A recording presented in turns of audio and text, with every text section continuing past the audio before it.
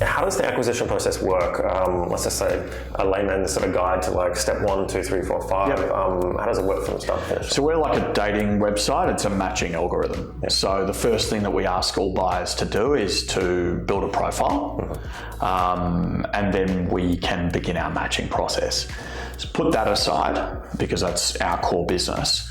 Then it comes down to, firstly, discovery. You want to be able to compare multiple businesses, and you want to, in most cases, what we've found with buyers, we've watched them do this. They've got multiple tabs open, and they're comparing 5 or 6 different assets, and then they close those tabs down for the assets they don't even want to consider. It's a little bit analogous to buying a home. Yeah. So think about it in that context. Now, once they've narrowed down to 2 or 3, it's typically not just one, and often sellers forget this. You are in a competitive process. The buyer will tend to ask you inquisitive questions about the asset. And that's the first part of this.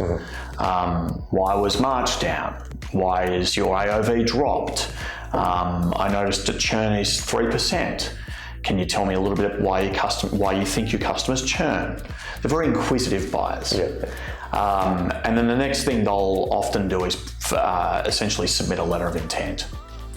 Now, once the letter of intent is submitted, which you can do on our platform, it's completely embedded. Cool. Once you've submitted the LOI, then we would suggest that most buyers go to due diligence. Some people do it before LOI, some people do it after LOI. We don't dictate, we don't think we should. The higher value the deal, the more likely there is partial DD done before LOI and partial DD post LOI. Okay.